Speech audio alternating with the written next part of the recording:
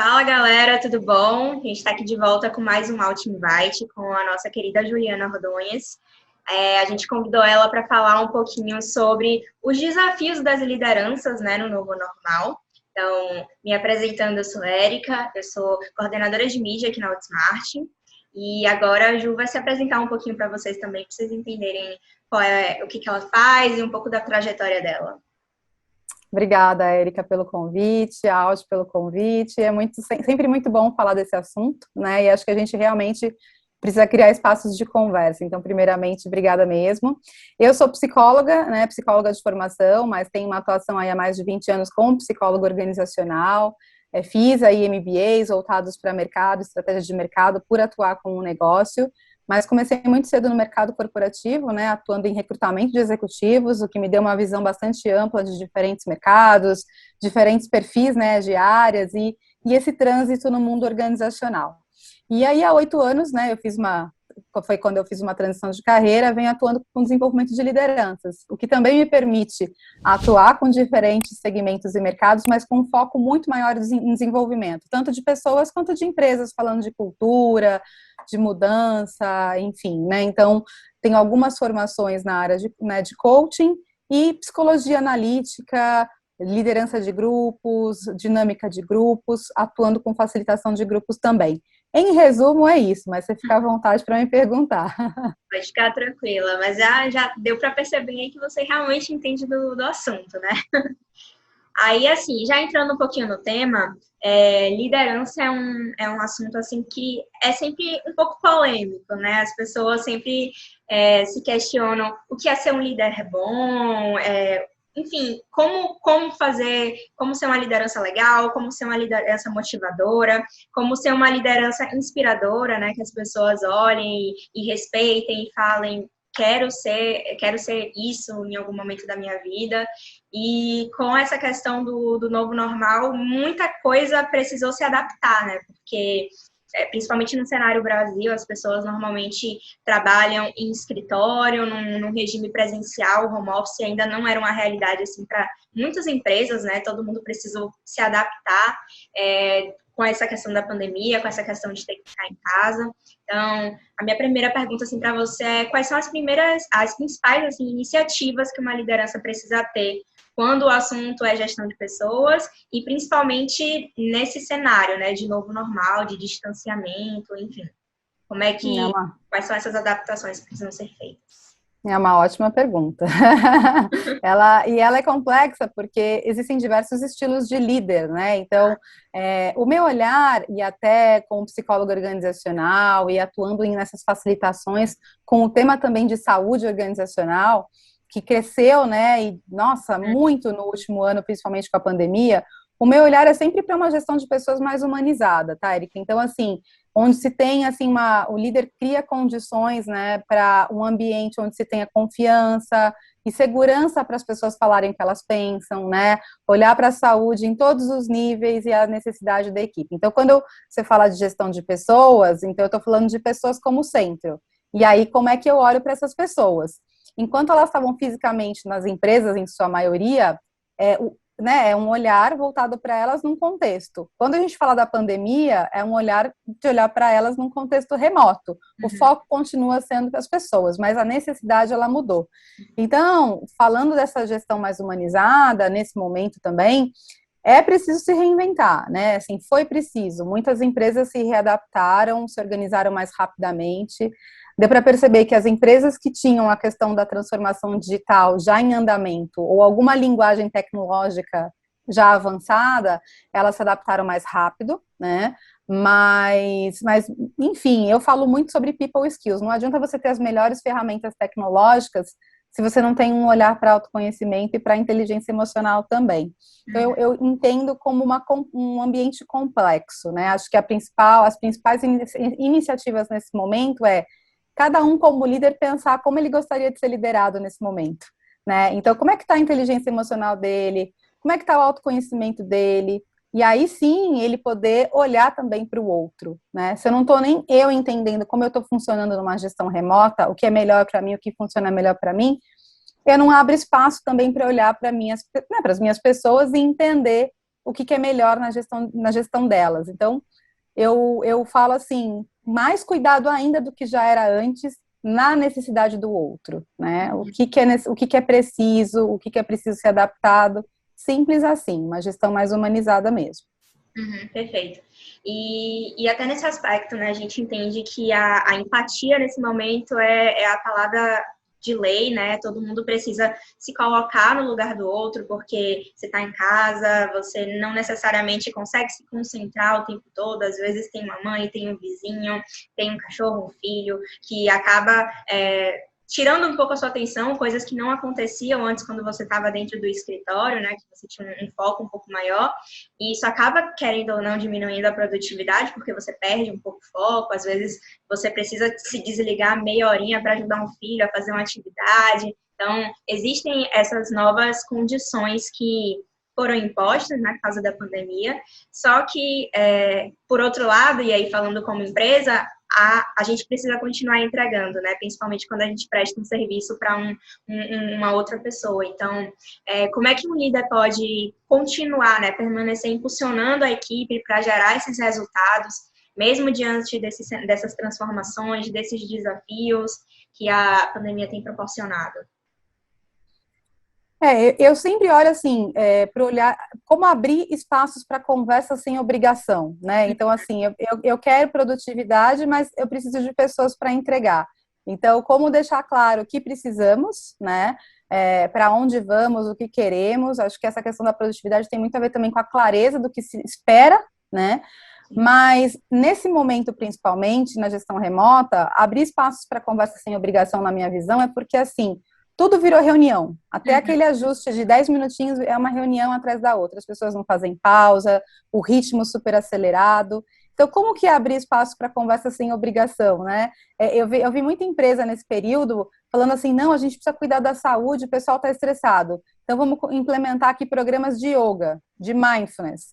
Aí, 8 horas da manhã, todos os dias e tal. Então, tem funcionário que começou a ficar mais estressado por ter que acordar mais cedo para ir 8 horas da manhã para yoga. Então, você veja, uma intenção que a empresa tinha para melhorar a qualidade de vida começou a virar obrigação. E aí o peso continuou, né? A sobrecarga continuou, como você falou, além das tarefas de casa, o trabalho no mesmo ambiente, né, ainda uma nova atividade proposta pela empresa, que para muitos foi uma sobrecarga também. Então, na minha visão do que eu tenho acompanhado, abrir esse espaço para conversa é fundamental, entender a história, as condições de vida que cada um dos liderados tem, né, ou enfrentam, sem escutar, sem abrir espaço para conversa, né, e também se mostrar vulnerável, fica difícil estabelecer conexão e contato. Então, como continuar engajando, motivando para essa produtividade, eu preciso abrir espaço para falar sobre isso.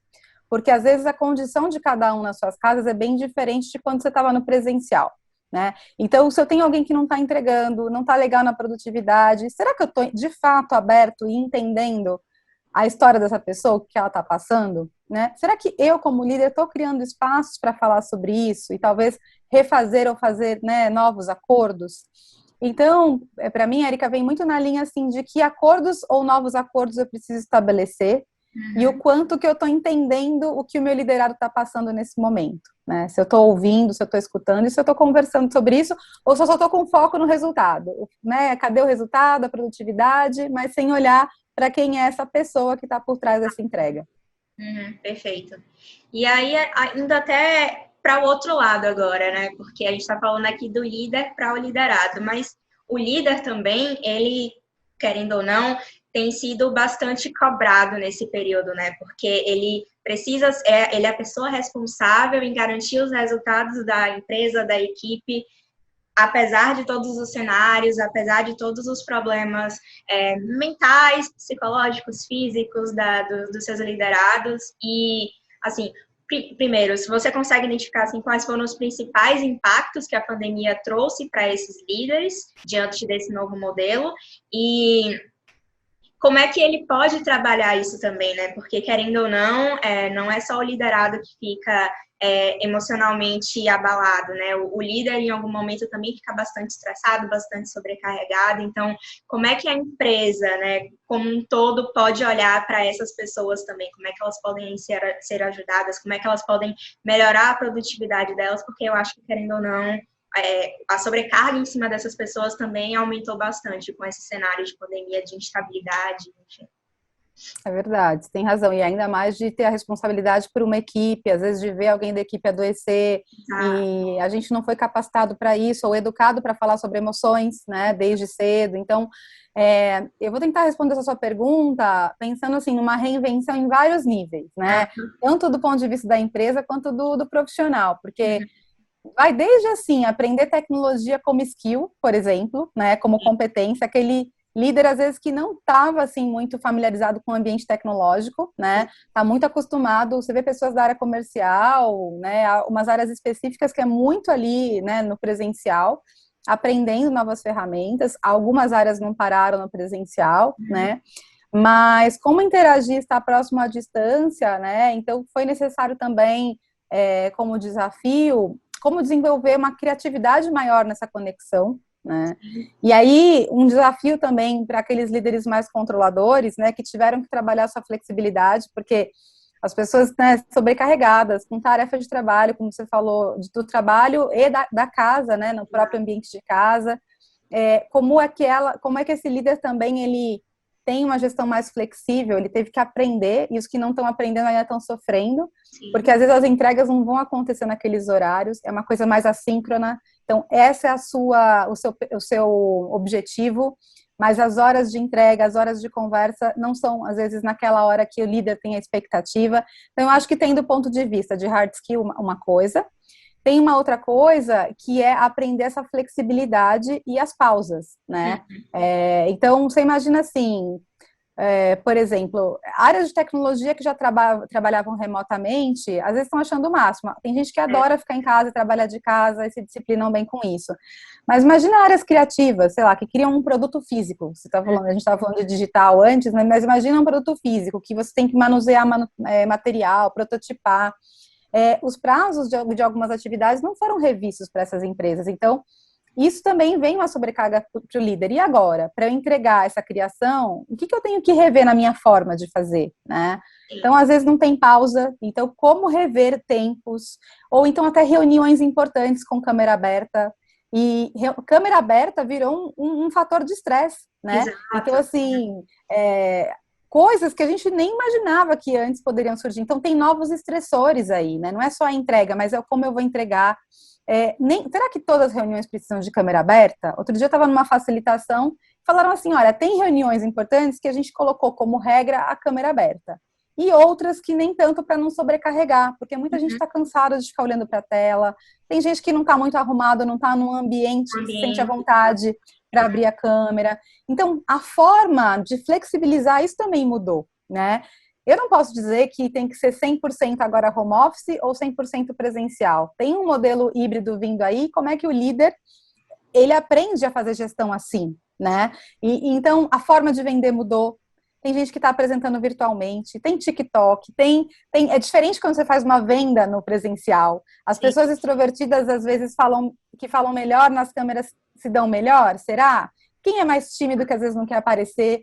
Então, eu acho que exige, assim, por isso que eu falo que é uma pergunta complexa. Depende do meu perfil. Eu me adapto muito rápido como líder. Dependendo do meu perfil, eu vou ter que ter mais esforço para me desenvolver. Para ambos ou para todos os tipos é possível, mas vai exigir um esforço diferente dependendo do perfil ou tendência de comportamento de cada um. E da cultura organizacional também da empresa, né? Então, acho que é amplo, é complexo, mas a gente tem que olhar, não sei se fez sentido para você aí, mas tem que olhar diferentes esferas, né? Porque até dentro de uma equipe mesmo, né? São várias pessoas, várias realidades diferentes, várias personalidades diferentes. Não é como se você botasse todo mundo no mesmo quadrado e uma solução mágica para todo mundo, né? Então, é realmente uma situação, assim, bem complexa. E indo até nesse caminho também, com essas mudanças todas, com essas instabilidades, com essas incertezas, né? Porque vem vacina, não vem vacina, tá melhorando, não tá, abre negócio, fecha negócio, então é tudo muito, muito incerto. As pessoas começaram a ficar mais ansiosas, né? Porque não sabem como é que vai ser o futuro, não sabe se vai se manter no emprego, né? Todo mundo está fazendo esforço para manter e tudo mais, mas às vezes, infelizmente, a realidade financeira da empresa não permite, tem que fazer cortes e etc. E as pessoas, além de estarem emocionalmente abaladas, né, elas também começam a ficar um pouco desmotivadas, né, porque não sabe o que vem para frente, não sabe se todo o esforço que eu estou fazendo agora vai ser recompensado na frente, ou se daqui a 3 meses vão me cortar porque não tem mais orçamento. Então, assim, como a gente consegue manter esses profissionais motivados, né? Porque infelizmente não pode parar, a gente precisa continuar trabalhando, a gente precisa continuar entregando o nosso melhor. E existem até algumas afirmativas também que falam que motivação é algo que vem de dentro, não é algo que vem, não é algo que injetam em você e do nada você vai ficar motivado. Então, o que você acha também sobre isso? É uma frase que você concorda, que você não concorda, que é relativo? Então, falando um pouquinho mais assim sobre motivação, o que você acha? Legal. Eu sempre falo que motivação é o meu motivo para ação, né? Então, é o meu motivo para agir. E existem algumas teorias, na verdade, até que estudam essa motivação, muitas pesquisas. Na minha visão, assim, essa motivação, ela vem de dentro, porque o motivo para ação de cada um, ele pode ser diferente ou ele pode ser parecido. A gente pode conversar, eu e você, e entender que o nosso motivo é parecido. Então, a gente se engaja mais fácil porque a gente se identifica, né? Então, se a gente for olhar por esse ponto de vista, ninguém motiva ninguém, mas a gente pode inspirar alguém, né? E aí, se a gente inspira alguém e se faz sentido para esse alguém, o que é fazer sentido para esse alguém? Se ele olha para alguém que ele admira, um líder, e ele fala, nossa, isso é algo que eu gostaria de ser, isso é algo que eu gostaria de fazer. Então, há uma identificação, ele se sente inspirado. E aí sim, tem a ver com o motivo dele para a ação. Uhum. É até o slogan, inclusive, da Motos, né? A Motos, que é a minha consultoria, que é o movimento, ela tem esse slogan do Real Move. Eu acredito que quando realmente tem um motivo real, uma vontade, um querer verdadeiro, a pessoa se motiva e pronto. O difícil é que nem sempre está claro para todo mundo, nem todo mundo sabe o que motiva. Ah, eu não sei o que me motiva. Então, o líder que consegue ler nas entrelinhas, ou que contribui, né, para que o outro se descubra, ele tem um diferencial aí. Então, na minha visão, eu não acho que assim é o líder que motiva aquela pessoa, mas é o líder que ajuda e contribui, que investe em conversa, escuta, instiga o autoconhecimento do outro, para que ele descubra os seus valores. Esse líder, sim, que está conectado com ações que vão favorecer para que o outro se descubra, ele vai inspirar, ele vai contribuir para que o outro se desenvolva e encontre a sua motivação, entende? Sim. Mas é diferente de eu falar que esse líder te motivou, né? Às vezes, né, o mais simples é perguntar, oi, Érica, então, o que te motiva? O que você gosta de fazer? Às vezes é uma pergunta simples que o outro traz e você faz um ajuste até na forma que você lidera, na forma como uma atividade está desenhada. Às vezes a produtividade não está acontecendo, o resultado não está acontecendo, mas às vezes é uma forma que vem sendo feita que não é o que motiva o profissional. Então, na minha visão, você consegue, lógico, reorganizar atividades, reorganizar responsabilidades, se você entende melhor o que motiva aquela pessoa. Então, eu acredito muito mais num líder inspirador e que cuida para que essa equipe se desenvolva. Então, se ele cuida, ele vai ter aquele outro com preocupação. Então, ele vai contribuir para que esse outro se descubra. Até que esse outro fale, isso que eu faço me motiva. Isso aqui eu já não gosto tanto. Será que a gente pode fazer um novo acordo? Quer dizer, imagina que maravilha se todo mundo soubesse o que te motiva, você teria conversas transparentes, mais amplas, né? Então, respondendo a tua pergunta, né, acho que a gente inspira alguém muito mais do que motiva. E a gente mantém alguém mais motivado se a gente tem clareza de qual é o motivo dele para ação, porque aí a gente tem como líderes, a gente consegue desenvolver atividades voltadas para aquilo que motiva o outro. É o que eu tenho visto que funciona melhor. Agora, tem os líderes também que eles tentam adivinhar, né? Então, eles ficam colocando o que eles acham que vai motivar. E aí, às vezes, não motiva, ele não entende, né? Mas será que ele perguntou? Será que ele ouviu? Né? Então, é nessa linha.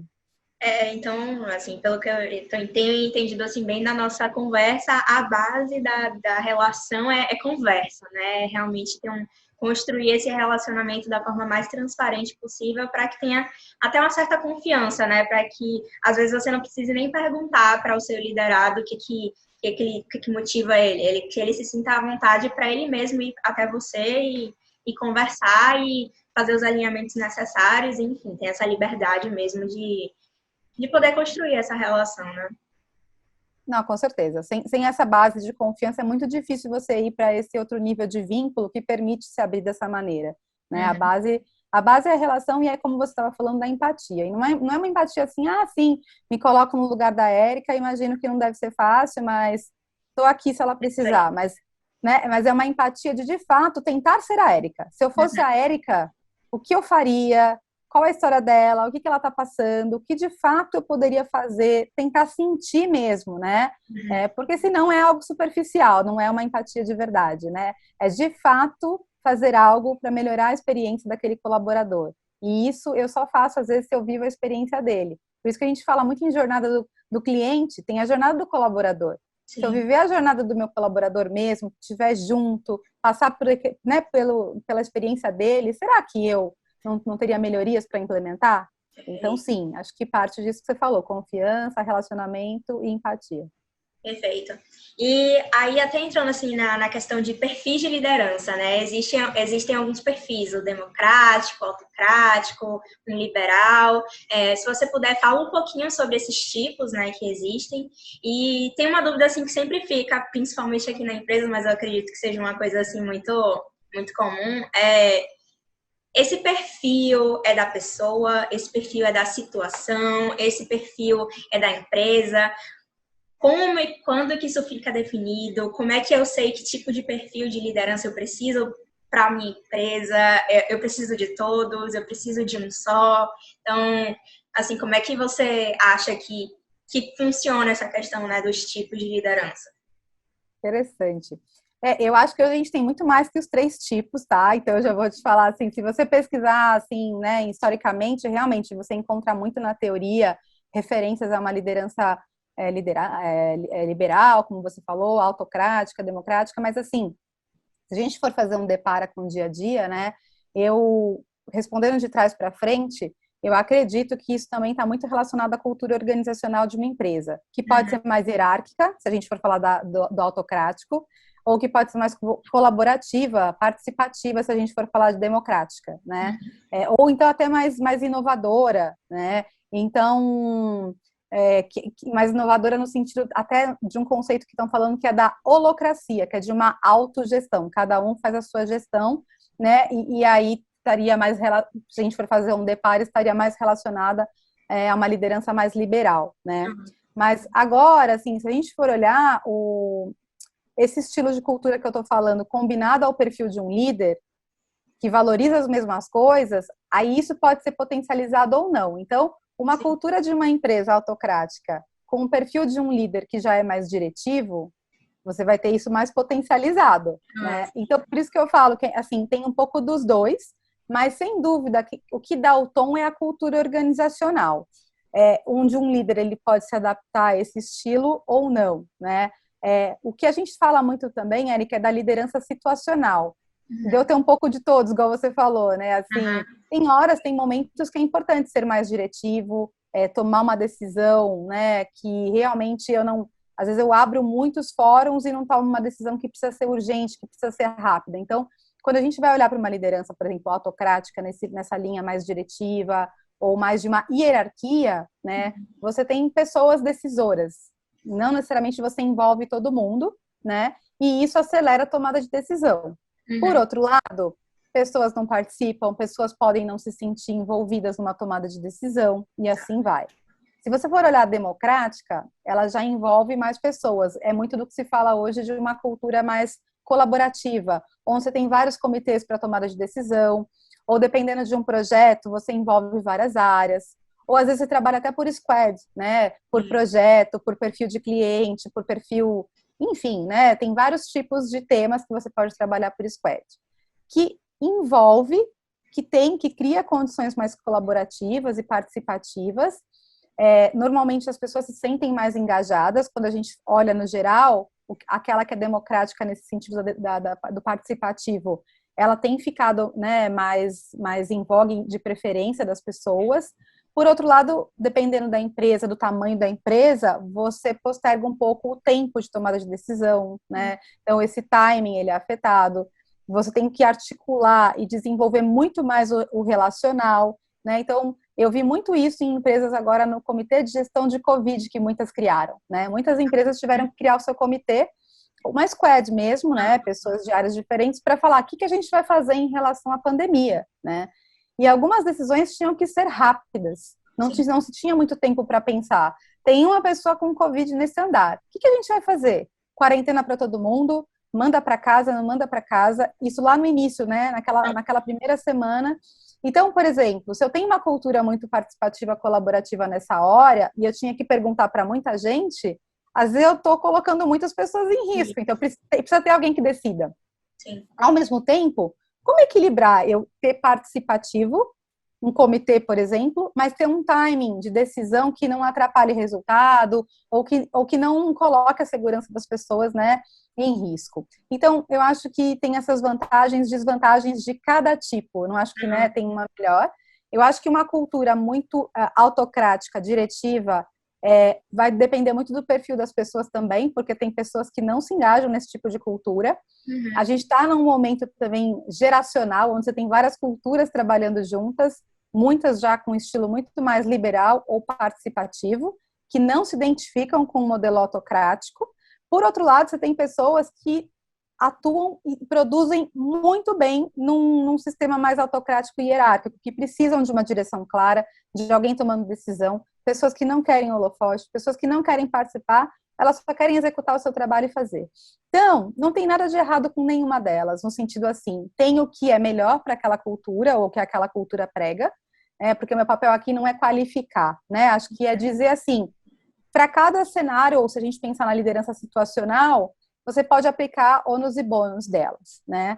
E se a gente for olhar para liberal, né, e em paralelo com a holocracia e o que a gente lê, é bacana você ter essa liberdade, né? E aí incentivar e também criar condições para que as pessoas busquem ferramentas para sua autogestão, porque nem todos têm. Exato. Então, o risco aí é eu deixar solto demais e as pessoas sem ferramentas para fazer essa gestão, né? Então, o quão liberal ou o mínimo eu posso ser liberal com o mínimo de estrutura.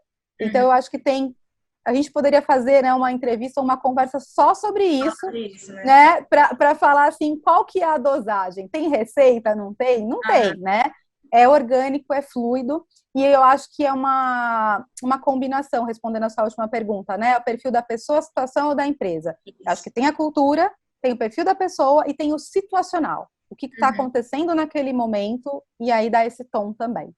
Faz sentido para vocês? Total. É bem o que eu penso também, né? Eu acho que cada um tem suas qualidades e tem seus pormenores, né? Que podem fazer com que a gestão seja dificultosa, mas realmente depende muito do cenário, né? Às vezes a empresa ela está num cenário X e aí, por causa de uma pandemia, ela mudou e precisa se adaptar e talvez precise ter realmente uma mudança de postura de liderança, por exemplo. Então, por isso que eu concordo completamente com você que não é uma pergunta simples, né? Não é preto no branco, não é só isso ou só aquilo. Às vezes precisa um pouquinho de cada. E aí teve uma hora que você falou aí também sobre, inclusive, essa questão de idade, né? Que às vezes tem pessoas de várias idades dentro de uma organização e tal. E aí eu queria fazer uma pergunta para você sobre, existe uma idade para ser líder? Uma pessoa vai ser uma líder melhor se ela for um pouco mais vivida, com um pouco mais de experiência ou não. Às vezes existem coisas internas que fazem com que ela se desenvolva melhor do que uma pessoa até um pouco mais experiente, porque às vezes ela tem um pensamento um pouco mais fechado. Então, enfim, existe idade para ser liderança? Então, na minha visão, com certeza não existe uma melhor idade, né? Todos podem ser líderes se essa for a motivação de cada um, né? Eu acredito muito que o ser humano, até por trabalhar com desenvolvimento, que cada um pode se desenvolver naquilo que quiser, né? Eu acho que dependendo da cultura da empresa, você tem pessoas com diferentes traços de personalidade e comportamento.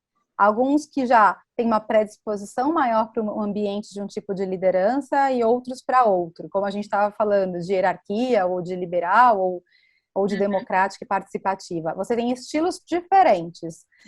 Se uma pessoa ela não tem traços ou tendências para ocupar uma posição de liderança de acordo com uma cultura de uma empresa que ela está, aí sim eu acredito num trabalho de desenvolvimento baseado, né, num objetivo, numa carreira.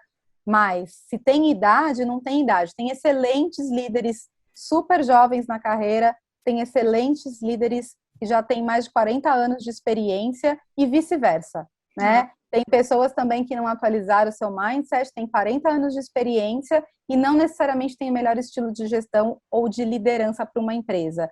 E tem gente que começou agora, mas já entendeu a cultura, já entendeu o que motiva o outro e atua, né, e se envolve e consegue aí, se capacitou ou olhou para autoconhecimento desde muito cedo. Eu conheço pessoas muito jovens, mas com um alto nível de autoconhecimento, por exemplo, inteligência emocional. Então, são muito voltadas para pessoas sensíveis a essas necessidades e fluem super bem. O que muda aí são os tempos e a maturidade, né? Mas falar que tem idade, isso não, com certeza não. Perfeito. Aí, entrando até num penúltimo tópico, às vezes num processo de construção de liderança, um líder falha. E aí essa falha pode ser que causem alguns traumas na pessoa, nos liderados que ficam com aquilo na cabeça, do tipo, poxa, essa pessoa já fez isso uma vez, ela pode fazer de novo, não sei se eu confio mais nela para isso. Então, você tem alguma dica, assim, para como a gente pode desconstruir, como é que a gente pode encorajar, empoderar e até munir mesmo de habilidade esse novo líder para ele continuar, para ele não se abater por causa de uma falha, porque falhas são naturais do processo, né? É assim que você aprende, inclusive. Então, não sei se você tem alguma dica para falar sobre isso. Legal, eu acho que sim, eu acho que primeiro a liderança, né, esse líder ele precisa reconhecer a falha, né, e tem que ter uma aceitação sobre a falha, falar sobre isso, mostrar a fragilidade e a vulnerabilidade, acho que é o primeiro passo se a gente falar para uma gestão mais humanizada, né, então assim, se eu não assumo e eu estou fechado, vai ser muito difícil construir ou ter abertura dessa confiança aí, né, então é preciso de qualquer forma construir confiança e ter autoconhecimento mínimo, né, então assim, se eu falhei, se eu errei, o que me levou a fazer para eu ir melhorando sempre. E aí, para mim, a base é isso, assim, sem confiança não se caminha junto. É preciso muita conversa, acordos, novos combinados. Não é nada da noite para o dia, porque se tem uma falha e perdeu muito, eu não sei o quanto abalou ou não a confiança das pessoas, às vezes não é da noite para o dia. Mas com conversa, com novos combinados, o que vocês esperam de mim, o que eu espero de você, que combinados a gente sai daqui, esse ambiente, né, mais transparente e, de fato, quando a pessoa vê que você está engajado, você ter a transparência e falar que vai cumprir, e aí, na primeira oportunidade que tem, você vai e cumpre. Opa, então aqui mudou, aqui tá... Nada como o tempo, essa experiência para se confirmar isso, não é numa conversa. É em conversa e ação, é em conversa e ação. E mais do que isso, né, assim, a gente falando desse momento de pandemia, onde você falou de questões emocionais, saúde tão em voga, assim, tão em alta, né? A gente nunca falou tanto de saúde, embora sempre foi importante, sim, esse tema ele não foi tão abordado. Acho que a liderança hoje, ela precisa olhar para a saúde, né? Assim, as empresas que não têm a saúde como um pilar, elas vão ter mais dificuldade para gerenciar no médio e longo prazo, porque ela precisa ser considerada como parte disso, seja no modelo presencial, híbrido ou só home office, né? Eu preciso, né, ter essa atenção. E aí, né, se eu não estou olhando para isso, eu também, às vezes, não estou olhando uma necessidade. E aí eu não estou sendo transparente, ou então não estou dando abertura para outros se colocar. Então, vai virando uma bola de neve cada vez mais a distanciamento, né? Se eu quero realmente lidar com essa questão da falha, resgatar a minha equipe, eu preciso dar abertura e eu preciso criar condições saudáveis. Por isso que eu falo de saúde. Saúde não é só saúde física, saúde mental, mas um ambiente seguro, um ambiente saudável, que eu tenha segurança psicológica para me colocar e falar, nossa, chefe, ou líder, ou o que seja, né, que a empresa chame. Não confio, não confiei, fiquei chateado, espero que da próxima seja diferente. Para isso eu preciso ter um negócio que chama segurança psicológica, por isso que eu falei da saúde. É como que esse líder, ele cria essa condição para que a pessoa se sinta confortável, que, né, as coisas podem melhorar, as coisas podem mudar. Perfeito. E aí eu tenho só mais uma pergunta para a gente fechar aqui nosso bate-papo. Tá bom. Aqui na empresa a gente tem muito essa cultura de familiar mesmo, sabe? As pessoas entram aqui, todo mundo vira muito amigo, todo mundo se diverte, sai. É uma relação muitas vezes que vai para além do trabalho, né? Ela realmente cria laços assim muito muito bacanas mesmo. E aí acontece com alguma frequência a situação seguinte: eu sou líder de um amigo ou de um familiar, então eu tenho um irmão, um primo ou qualquer coisa que eu estou trabalhando junto. E aí a gente discutiu no trabalho, porque fez alguma coisa que não foi legal, atrasou um prazo, enfim, aconteceu alguma situação assim que não foi bacana. E aí, como é que a gente faz para ter um happy hour feliz? Como é que a gente faz para separar essa questão do trabalho do pessoal, sabe? Porque muitas vezes isso acaba se confundindo um pouco também, né? Às vezes você deixa de dar uma bronca numa pessoa porque ela é muito sua amiga, ou o contrário, às vezes você precisa dar uma bronca na pessoa, você dá a bronca e ela acaba levando isso para fora do trabalho, né? Para um happy hour, para uma saída, enfim. Como é que a gente faz para separar isso? Que legal. É uma pergunta muito bacana e me fez lembrar de uma história. Então, vou te responder assim, né? Bom, primeiro de tudo, que sempre combinados e acordos são importantes, porque isso pode acontecer com familiar ou, como você falou, né? Às vezes a gente se torna muito amigo, Sim, porque a gente está no trabalho e faz grandes amizades, de repente a pessoa era par, de repente um é promovido, e aí exato. vira chefe do amigo. E eu vou te contar até um exemplo pessoal. Eu trabalhei 12 anos no início da minha carreira numa mesma empresa que o meu irmão. Uhum. E eu tive que passar por essa experiência que você estava falando, né? E a gente até então era de áreas totalmente distintas, mas chegou um momento que a gente virou par. Então, Uhum. tinham discussões estratégicas que eram, às vezes, uma decisão dele ou algo que eu faria, né, teria consequência direta. E Uhum. a gente era muito jovem, então a gente ainda morava na mesma casa, não é aqueles irmãos que você morava cada um na sua casa. Então, não Uhum. é só levar para o happy hour, a gente se encontrava em casa Literalmente para depois. casa, né? Levava para casa mesmo. E a gente tinha um combinado que funcionava muito. No nosso caso, em casa, a gente não falava de trabalho. A gente Uhum. não falava sobre nada de trabalho. Num happy hour, numa festa da empresa. Então, a gente tinha combinados muito claros. E Uhum. quando ia para esse lugar, os dois se respeitavam muito. Né? Então, eu não fazia perguntas que poderiam invadir esse espaço e vice-versa. Então, talvez fazendo um paralelo para a sua pergunta, Érica, deixar claro esses espaços, esses limites são muito importantes, né? Então, às vezes o que acontece é que as pessoas não têm clareza e misturam tudo, tudo é amizade, tudo é, né? Tem uma amizade, um vínculo que facilita muito as relações, Sim, até quando tudo está indo bem, até você não ter que tomar nenhuma decisão difícil que envolve aquela pessoa. Quando começa a impactar e envolver, isso se mistura. sim. Tem perfis de líderes que são mais imparciais, tem outros que são mais afetivos, e aí sofrem. Então, assim, limites claros, acordo, né, acordos. Olha, vamos para o happy hour, vamos curtir? Então, vamos curtir, não vamos falar de trabalho? Então, assim, tudo depende como cada um funciona. Mas limites claros nunca fez mal para ninguém, né? O combinado não sai caro mesmo, sabe? E acho que a dica que eu daria é isso. Acho que vínculos, relações e ter amigos ou familiares por perto é sempre um presente, mas a gente precisa deixar claros os limites, né? Para não correr esse risco de tudo misturar e você perde o amigo e briga em casa e não olha na cara. Então, assim como o líder faz para a equipe deixar claro, acho que é assim, para mim, é assim o que funciona, a transparência e a verdade, sabe? Então, eu iria por esse caminho. Bom, então, eu acho que é isso, Ju. Assim, obrigada pelo bate-papo. Acho que foi bastante enriquecedor mesmo, tá? Não sei se você quer falar alguma coisinha antes da gente finalizar.